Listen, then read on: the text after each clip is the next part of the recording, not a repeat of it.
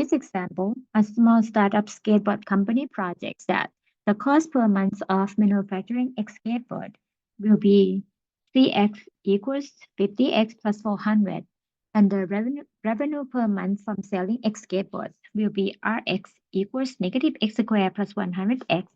Given that the profit is revenue minus cost, for what values of X will the company break even or make a profit? So the problem gives you the C and the R, or the cost and the revenue. The profit is the one that we are going to use to find the solution. Profit, let's use the capital P to represent the function for the profit.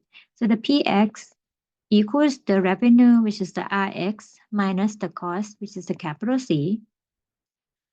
R is negative x squared plus 100x minus 50x plus 400, and simplify to have negative x squared plus 100x minus 50x minus 400, or the profit function is defined by negative x squared plus 50x minus 400.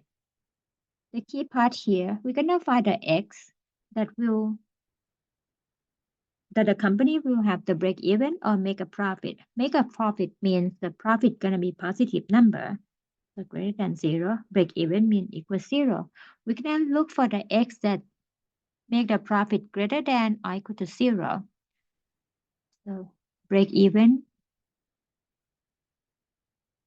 the PX equals 0. That means no profit. Cost equals the revenue. Make a profit. That means the PX is greater than 0. So that's how we set up the polynomial inequality for this problem. So another way, we are going to solve for x where PX is greater than or equal to 0. Now, from what we have, polynomial function negative x squared plus 50x minus 400, we're going to find the 0 of this polynomial function. Then we have negative, I'm going to factor negative side out. So negative x squared. At this point, we have the polynomial inequality. And then we are going to find x that satisfy this inequality in the interval notation. First, we're going to find the 0 of this polynomial. So the px, which is negative x squared plus 50x minus 400 greater than or equal to 0. Factor completely on the left-hand side. I factor negative side out.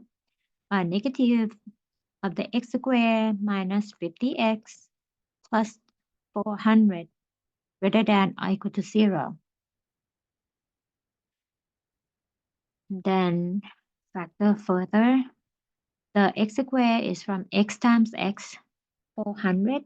We get the pair of the two numbers. So the product is 400. We have x minus 40 times x minus 10 with the negative sign in the front as the factorable form of this polynomial inequality. So we got the 0 as x equals 40 and 10. Next, we're going to locate the 40 and 10 on the real number line. And this is the line for the profit function, Px. We can see that there are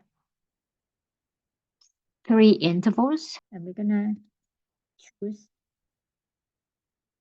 points within each interval. So for x greater than or equal to 40, I'm going to pick the point x equals, let's say 50. If x is 50, we're going to substitute into the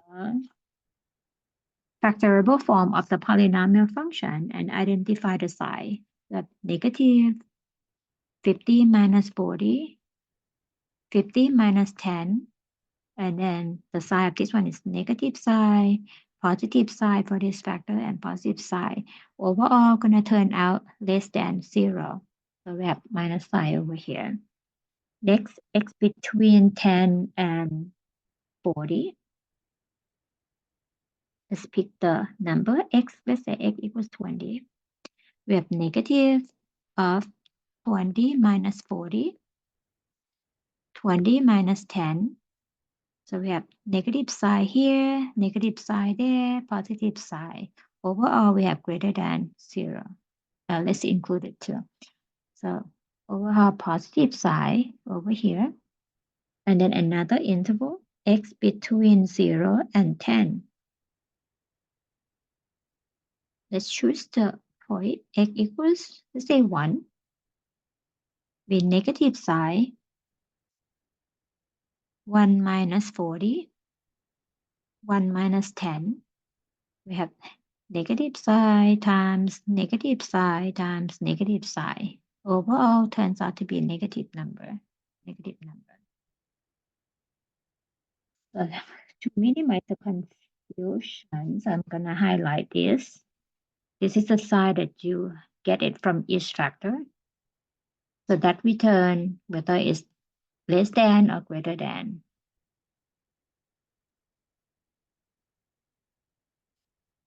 And then we are looking for the x that the company have the break-even point or have a profit, which means we look for the solution where the profit positive. So the winner is the interval between 10 and 40.